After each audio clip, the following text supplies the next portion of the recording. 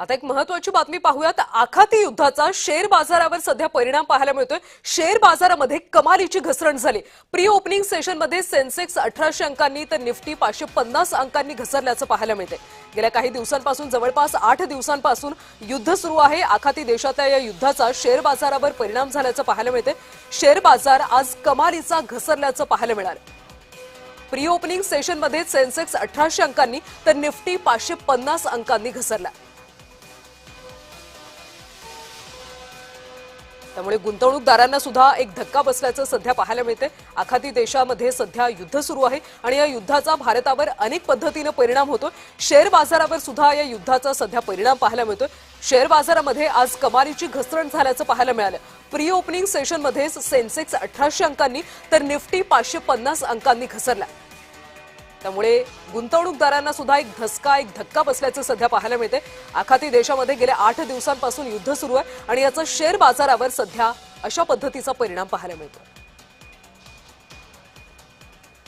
आज pre opening सेशनमध्येच Sensex 1800 तर Nifty 550 अंकांनी घसरला।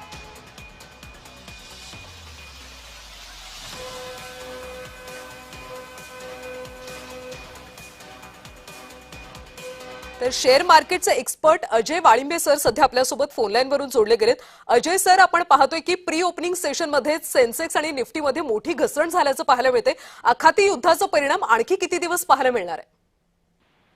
नाही, याचं उत्तर सोपं आहे की जोपर्यंत आखाती युद्ध चालू राहील तोपर्यंत ही अनिश्चितता कायम राहील। आणि सर्वात महत्त्वाचं म्हणजे याचे दूरगामी परिणाम पण बघायला लागतील।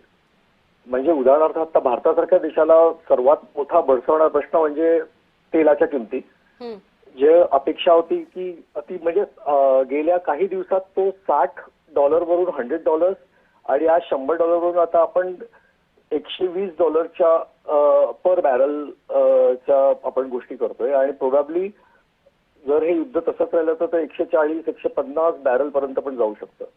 तसं झालं तर आपलं इम्पोर्ट कॉस्ट म्हणजे आपण जे आयात करतो त्याची मोठी झळ सर्वसामान्यांना पण बसेल आणि ओव्हरऑल म्हणजे इकॉनॉमिक खेरीज सर्वसामान्यांना पण बसेल। दुसरी महत्वाची गोष्ट म्हणजे आपल्यासारखे इतर जे देश आहेत त्या सगळ्यांना इम्पोर्ट एक्सपोर्ट अफेक्ट होत आहे। कारण इराणचं जे युद्धामुळे सगळ्या सागरी वाहतूक ही ऑलमोस्ट ठप्प झाली। कारण बहुतांशी सागरी वाहतूक ही थ्रू इराणच्या त्या आखाती किंवा आखात्या देशातून होत होती, तिथे सुद्धा आता त्याचा परिणाम झालेला दिसतो। परंतु मला याच्यामध्ये एकच सांगायला लागेल की मला सगळ्या गुंतवणूकदारांना इथे सांगावंसं वाटेल, जे लॉंग टर्म गुंतवणूकदार आहेत त्यांनी पॅनिक होऊ नये आणि आपली परिस्थिती आहे तशीच ठेवावी। They should not sell it immediately. आणि शॉर्ट टर्म वाले ऑफकोर्स त्यांचं ते गेन आणि लॉस ते बघतच असतात। नक्कीच वाळिंबे सर, त्यामुळे धन्यवाद या सगळ्या सविस्तर प्रतिक्रियेसाठी। तर जे लॉंग टर्म गुंतवणूकदार आहेत त्यांनी कशाही पद्धतीचा धसका घेऊ नये असं आवाहन वाळिंबे सरांनी केले।